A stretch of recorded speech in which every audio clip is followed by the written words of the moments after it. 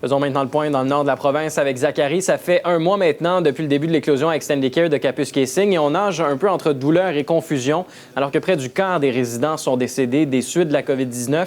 Et aujourd'hui, le foyer fait état de 2 nouveaux cas. Oui, voilà. Donc, ce qui porte le nombre de cas actifs à 22 cas actifs au sein des résidents. Évidemment, il y a 3 guérisons qui s'ajoutent à ça. Et bonne nouvelle, aucun nouveau décès n'a été annoncé aujourd'hui. Toutefois, on rappelle quand même que 6 résidents qui sont décédés des suites de la COVID-19 dans la dernière semaine.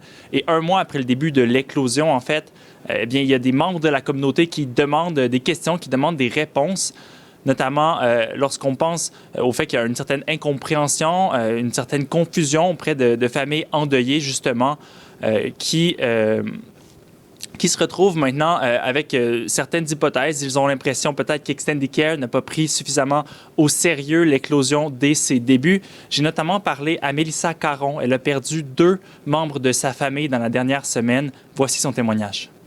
Je pense qu'il faut juste dire que Extendicare reconnaît pas l'ampleur de la situation. Personne ne voulait perdre un membre de sa famille dans ces circonstances-là.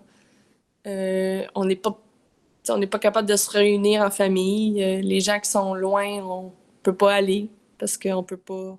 On doit respecter les règles sanitaires. Fait que je pense que c'est beaucoup le sentiment d'impuissance qu'on a vécu dans les derniers jours. Oui, une situation difficile dans une petite communauté comme Kapuskasing. Et le député de la région, justement, Guy Bourdouin, demande au gouvernement de mettre le foyer sous tutelle.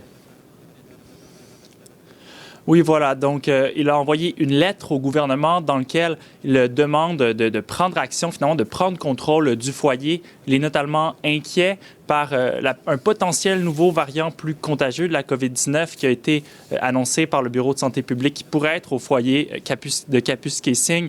Mais surtout, il demande du renfort, en fait, pour les employés. Il dit les employés sont épuisés, ils ont besoin de renfort, alors qu'il y a d'ailleurs 14 employés qui sont considérés comme des cas actifs de la COVID-19 en ce moment. On l'écoute.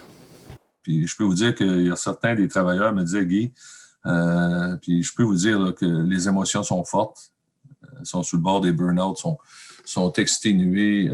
Quand ils disent c'est l'enfer, Guy, on part de là, on pleure. En arrivant, on pleure. Le foyer, lui, se défend d'être en pleine période de recrutement actuellement. Il mentionne au passage que le 3/4 des résidents ont reçu leur première dose du vaccin. Bon, très bien. Merci beaucoup, Zachary.